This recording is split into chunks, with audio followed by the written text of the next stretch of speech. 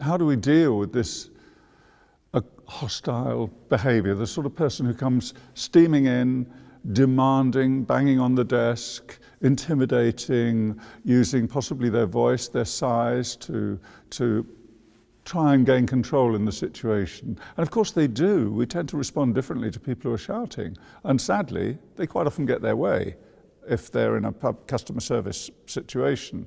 Now, there are a couple of problems with that. One is, of course, we're affirming them in their behaviour.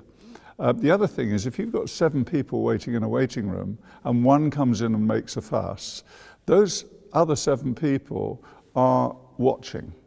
In effect, they're your judge and jury, and you will be judged on how you handle that behaviour. And if you handle it with dignity and respect and fairness, it doesn't mean giving the person what they want, you'll win support in those 7 people who are waiting, or at least in a few of them.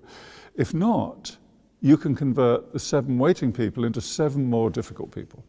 So it's very important to remember when you're in a customer-facing role that you're on display the whole time, and it may not be the person opposite you who's witnessing your behaviour, and you'll certainly be influencing the behaviour of others.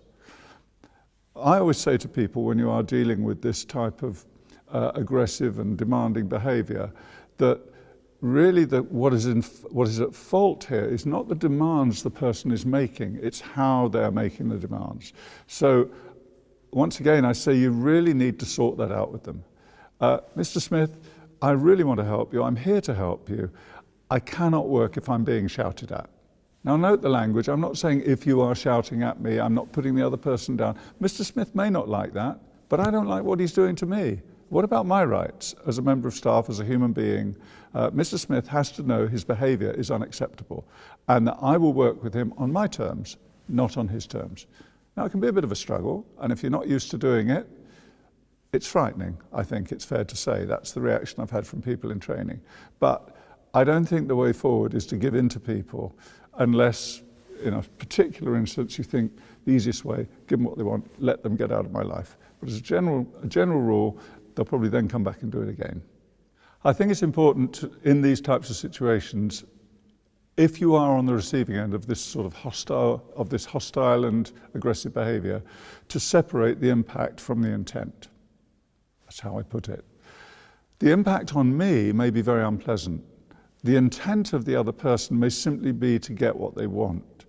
And I tend to read the impact as their intent. I tend to think, because I feel bad about the way this person is dealing with me or is addressing me, they've got it in for me. Actually, they haven't. They're just trying to get their needs met. So I would work with them to establish what their needs are, while, as far as possible, marginalising the impact.